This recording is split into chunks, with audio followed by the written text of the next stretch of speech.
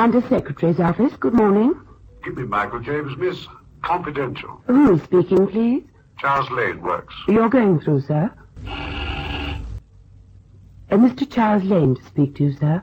Thank you. Hello, Charles. Hello, Michael. Sorry to worry you, but there's a minor snag in the Paris strip for Bernard Higgins. Bernard, the assistant public hangman? Yes. You know he's been detailed to, perform his duties in France on the Avenue Foch murder. Yes, that's right. One of our soldiers was found guilty. What about it? Higgins has left by air, but he's also left instructions that his rope is to be sent over by special messenger. The hangman's rope? Afraid so. Who shall I send? One of your men? Well, I can't spare anybody, Charles. Tell you what, there's a firm just off Piccadilly who specialize in odd sort of jobs. Give them a ring on Grosvenor 5995. 5195. Got that. What's the address? Just a minute. Assignments Unlimited. 33 Half Moon Street.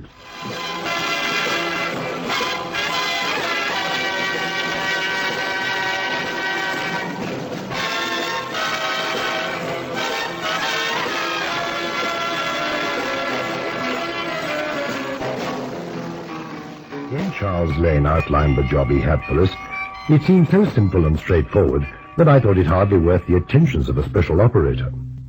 A British soldier had been convicted of murder in France and was to be executed there under British law.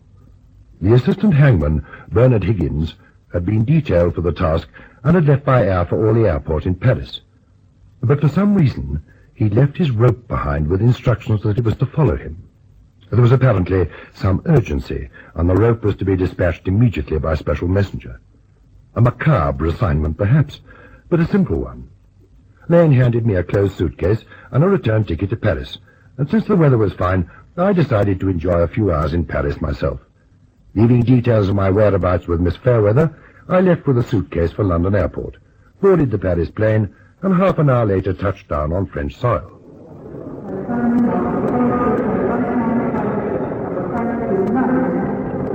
Bonjour, monsieur. Bonjour. You will be staying long in Paris, monsieur? Oh, just 3 hours. I'm catching the afternoon plane back again. Do you have a reservation? Yes, here it is. Thank you, monsieur. Now, where would you like to sit on your return journey? Up front? Well, that'd be fine. Your luggage, monsieur? The suitcase? Well, not exactly. I'm to deliver it. May I see? Of course. Oh, these papers go with it. Merci. The British Ministry of Works, I see. Just a moment, monsieur. I think there is a message for you. Anton, oui?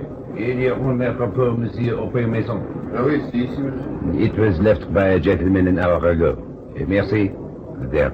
Thank you. Oh, yes, it's just to change the address to where I'm to deliver the suitcase. Up here. Is there anything you have to declare, monsieur? No, nothing at all. The suitcase, may I look inside? Of course. It is quite heavy, huh? What do you carry here from the Ministry of Works? It's a hangman's rope. Pardon, monsieur. The soldier who's to be hanged tomorrow. The hangman is here already, and the suitcase contains his rope. Well, don't you want to look inside? That will not be necessary, monsieur. Thank you. That is all. This note from the hangman. It was the hangman who left the note? Yes. Parbleu. Well, is something wrong? No. Well, it says I'm to go to 16 Rue Fiable. Do you know where that is, by any chance? I am sure that the taxi driver will, monsieur. Manuel!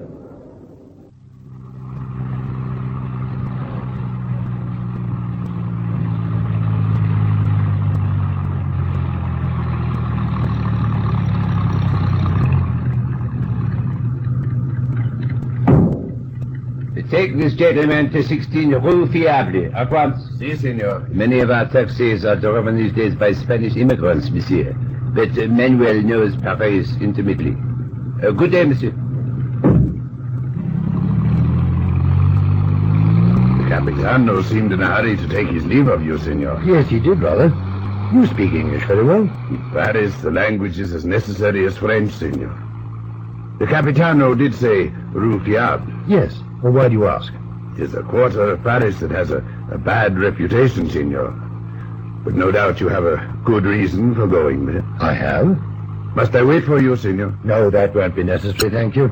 You are to meet someone there, senor? Now, look, Manuel, I suppose you drive me to where I want to go and don't ask so many questions. Now I understand. What do you understand? An English gentleman is put into my taxi by the Capitano of Customs, and I must drive to Rufia.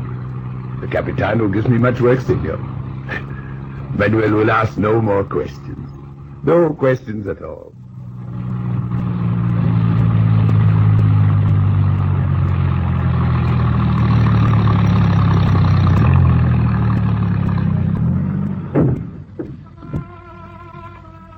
There you are. Keep the change. Grazie, senor. And good luck, senor. 16. Well, he was certainly right about the area. Unsavory is a mild word. I wonder why Higgins wanted the suitcase delivered here. Oh, well, there's one way to find out. That's odd. Unlocked. Hello? Hello? Anyone at home? Hello? Oh, there's no one here. Oh, there's a note on the tin. Please leave suitcase on table. Thank you, Higgins. There's something fishy about this. I don't know what your game is, Mr. Higgins, but I'm not leaving the suitcase here. Where are you going to, mate? What? Oh. Well, where did you come from? The kitchen. You brought Higgins's rope. Yes, it's in this suitcase. Well, why don't you leave it on the table like he asked in the note? Who are you, may I ask? A friend. You should have told the taxi to wait. You'll have to walk halfway back to the river to get another one. Well, go on. Put the case on the table and scarper. Look, let's get one thing straight, old chap. I've not the least intention of leaving anything here until I meet Higgins in person. My instructions are to leave the suitcase with him and no one else. Now, do I make myself quite clear? I told you I was a friend, didn't I? Can you identify yourself? Are you trying to be funny, mate? Well, perhaps I was, unconsciously. Well, then, if you're a friend of Mr. Higgins, you can tell him that I've left his suitcase at the original address, the Hotel Cormorant. He can collect it there at the desk. Now, just a minute, mate. Not so fast. I tried to be friendly with you, didn't I? Now, just give me the case like a good bloke and scarper. And if you know what's good for you, you'll keep your mouth shut, see? Are you threatening me, my fellow? Give me that case. What an unsavory character. Like the area you live in. Well, I'll leave you to your sweet dreams and walk towards the river. Stay where you are. Oh, who the blazes are you? Let's say that I'm a woman with a purpose. Now, put the suitcase on the table. I warn you, I'll use this gun on the least provocation. It seems to me that a lot of people are going to do a lot of trouble just to lay hands on a hangman's rope. Perhaps. Just do as I say. Oh, who are you trying to fool? The gun you're waving at me isn't fitted with a silencer. If you fire it, you'll have half the neighbors about your ears, followed by the gendarmerie. See that vase on the mantelpiece? Yes. Nice shot. Nice sound. It's as familiar here as beetle music in a working-class suburb. I'm beginning to believe you. That's better. Now, what's your name? Mason, Aubrey Mason. Yours? It's not important. Are you from the ministry? No. No, I run a private organization, Assignments Unlimited. I was employed to bring the suitcase here by the ministry. I thought you looked a bit too intelligent for a ministry man. You can handle yourself, too. The tiger got quite a shock, and he's an ex-pugilist. No, don't turn around. I'm not quite sure what to do with you, Mr. Mason. You've upset our plans quite a bit. Now, tiger. The rotten lousy. Hold it. Once is enough. You could only get better of him when he wasn't looking. Why, he took me by surprise, Yes, Nada. didn't he? Pity a man like him has to come to an untimely end. He'd be worth 6 of you. But I have a feeling that Mr. Mason, whoever he might be, has far too many scruples. All right. Tie him up and dump him in the corner. The hatchet will be here at midnight, and he can write Fini to Mr. Mason. Okay, I'm coming every time I try to take a bath. What do you want? Mr. Cannon, do you have to shout like that? Oh, it's you. How do you know it's me? Look, what is this, a guessing game? Miss Penny Fairweather of Assignments Unlimited. I know your voice anyway. I was taking a bath and it's my night off. Well, there's no need to stand on your dignity. I'm not standing on my dignity. I'm standing on... Oh, never mind. I suppose the chief wants me. I'm afraid he might. You're afraid he might. Look, he either wants me or he doesn't. If you'll just let me explain, Mr. Cannon. Okay, what is it? Mr. Mason left for Paris late this morning. He was supposed to take the afternoon plane back. He booked, but he hasn't returned. Well, maybe he got tied up. And you know he always leaves a message. Did you check with the airport? Of course. Say, what was he doing in Paris anyway? Delivering a hangman's rope. Well, that's one way of boosting the export drive. It was for Mr. Higgins, the executioner. I phoned him in Paris, and he hasn't received the rope, nor has he seen Mr. Mason. I got a little worried, so I phoned you. Okay, so I'll go to Paris in the morning and see if I can find him. Now, do you mind if I get back to my bath? Couldn't you go tonight, Mr. Cannon? There's a Westbury freight plane, leaves in half an hour. It would all be on the expense sheet. Well, what am I supposed to do all night in Paris? Well, that wasn't a very intelligent remark, Miss Fairweather. Okay, I'll go. Well, I've booked 2 seats. 2 seats? Oh, I thought I'd come with you to give you the full brief. Oh, well, then that remark wasn't so unintelligent after all. What's that, Mr. Cannon? Never mind skipping. I'll pick you up in 10 minutes, Mr. Cannon. Well, that should give you time to make yourself respectable. Well, my life became respectable when you booked that second seat. Okay, Penny Fairweather, but if you've got me off on a wild goose chase, you know what I'll do with that hangman's rope? Yeah, well, you've just told me, Mr. Cannon. Skip it.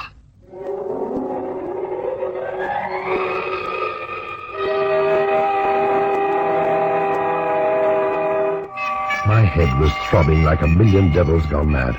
I felt sick and my tongue was twice its size in my throat. After a while, I became conscious of my surroundings. The dingy room, the table, and the suitcase. The suitcase? Oh, yes, there it was on the table just as I'd left it. Fragments of the cheap vase littered the floor, and I remembered the girl with the gun, and the lout she'd called Tiger. But I was alone, bound hand and foot. My eyes alighted on the suitcase again, and suddenly I had an overwhelming compulsion to see what was inside. Then I saw the broken fragments of pottery again. I rolled over and over towards the mantelpiece. Sitting up, I searched behind my back with my bound hands, and with numb fingers caught a sharp fragment of the vase. My head swam again, and I lost my balance. The sharp edge on the broken pottery knifed into me, and I felt the warm trickle of blood oozing from a cut in my thigh. I tried again. This time, I wedged the piece of vase in between a crack in the fire grate. Then I began to saw the rope binding my hands, slowly, slowly, with infinite patience, slowly, slowly.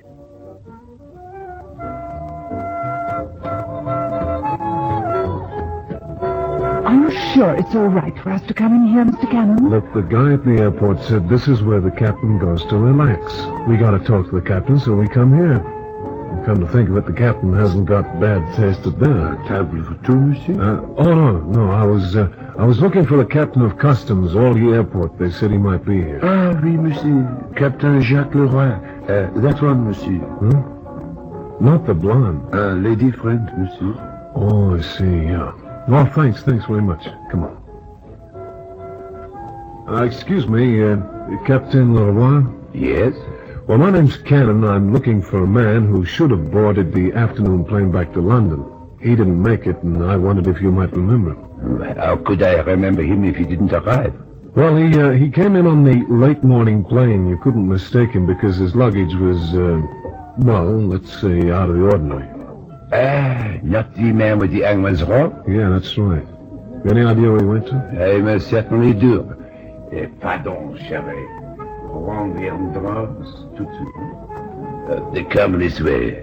My wife, you know.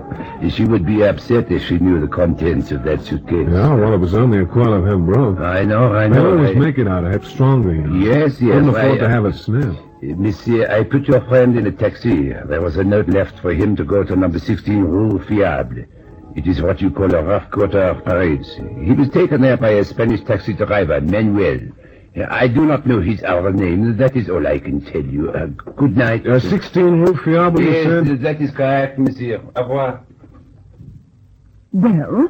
Well, now we know where he went. Let's grab a cab. We're hot on the scent, which is more than I can say for the captain's wife. He seemed quite upset about the rope. And do you know why, Penny Fairweather? His wife. His wife? Yeah. She's giving him too much rope.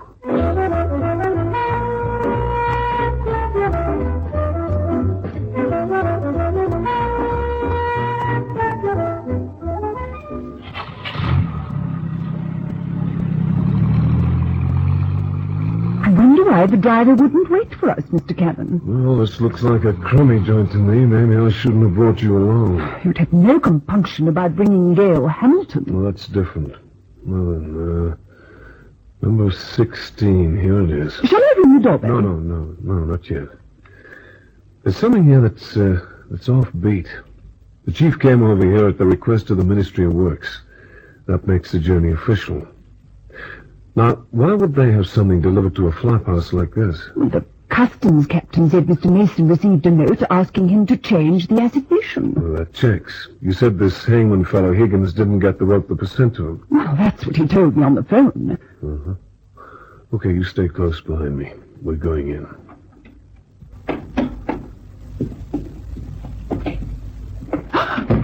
What is it? Look, under the door. Blood. Yeah, you're right. It's locked. Look, I'm gonna bust it in. Stand back. Is that you, Cannon? The chief? Yeah, it's me, Chief. You all right? Yes. Listen, don't break down the door. Have you got your skeleton keys? You bet. Well, use them. Okay.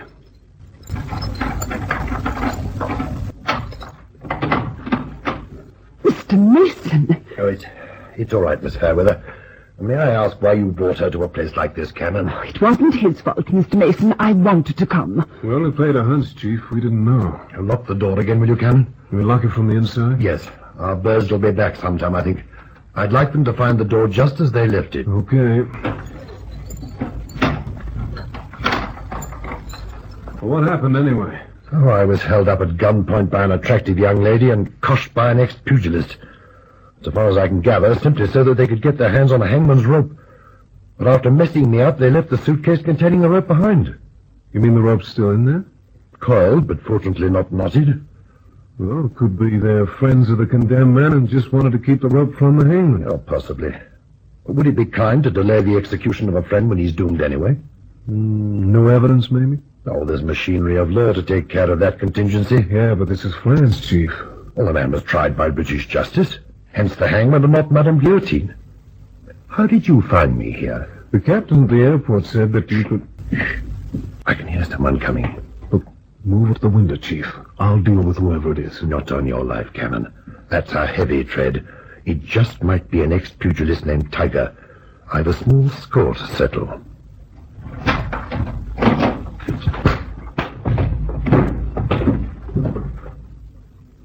Well, not bad at all.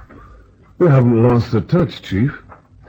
And, looking at him, I'd say that you've more than even the score. I haven't, Cannon. That's not the Tiger. I've never set eyes on this man before.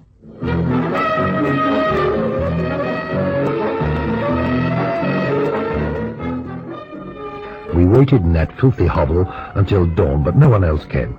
A search of the heavily built stranger revealed an armpit holster that carried a small, shiny steel hatchet, honed to razor sharpness. Well, the purpose of his visit was pretty obvious. He didn't recover consciousness. I must have hit him harder than I intended, but reflecting on the reason for his presence, I felt no regrets.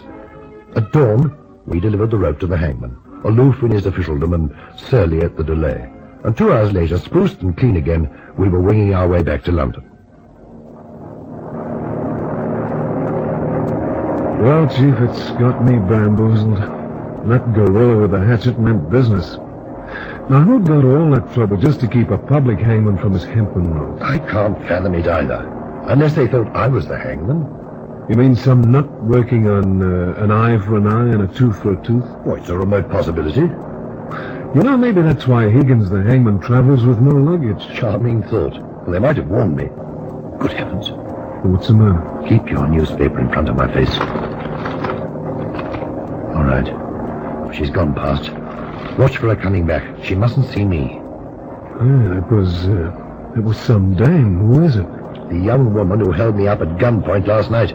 No kidding. I was never more serious in my life. Well, shall I tell the pilot to radio ahead? No, not yet. I'm absolutely sure it's the same woman, of course, but it's another thing to prove it. When we land, we'll check with the manifest and see who she is. Then I think it'll be time for the police. Will all passengers extinguish cigarettes and fasten seat belts, please? We're coming to land now at London Airport. Will all British and French nationals report through exit B, other nationals through exit Y? All right, I'll use my own paper this time. I made a slip in it. Well, she's seated. It's her, no doubt about it. A girl like that, it's unbelievable. Maybe, Chief, but that hatchet was awful real. You know, I'm going to tell her, though. I just got a feeling that if we give her enough rope, she'll hang herself.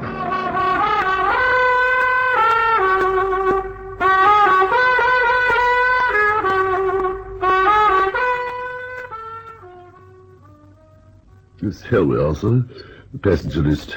Seat number 18, Mrs. Nada Lazare. Do you know anything about her? Oh, Mrs. Lazare. Well, she's reckoned to be the best dressed in England or France. Not surprising. Her old man's supposed to have left her a fortune. She's always on the society page. Goes to the continents just about every week. Anything else you want to know, sir? No, you've been most kind. Here's something for your trouble. Thank you, sir. Come on, Cannon.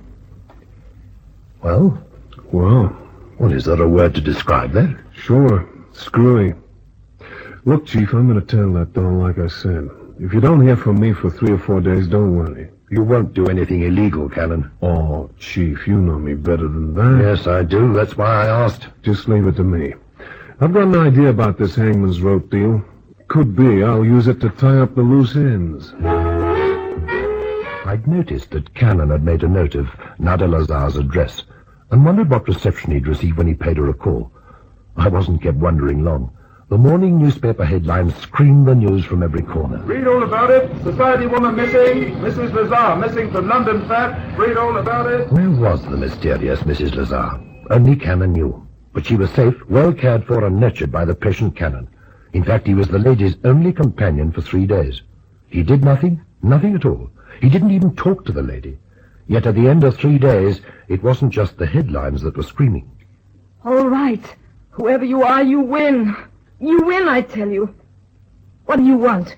Money?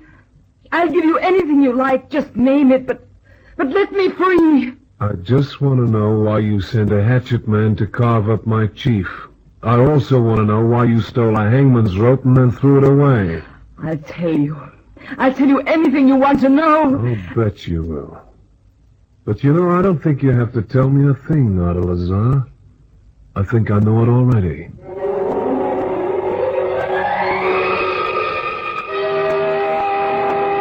Cannon phoned the police, and the mystery was ended. Mrs. Nada Lazare was not left a wealthy woman on the demise of her husband. But she had grown accustomed to the sweet life, and didn't take kindly to giving it up. Accepted as she was in social circles and known to be a constant traveller, she took to smuggling. Mrs. Lazare was a resourceful woman. Narcotics were her speciality, and like most dope peddlers, she fell for her own wares. Addicted to drugs, she broke down under the 3 days' surveillance by Cannon and told him everything. Cannon had guessed right. On my trip to the continent, the suitcase containing the hangman's rope also contained a fortune in marijuana. She guessed that the customs official would never open the case to examine its grisly contents. Nothing is more unnerving than a hangman's hempen rope. Marijuana, by the way, is also called Indian hemp, which gave the story its title, Hemp for the Hangman.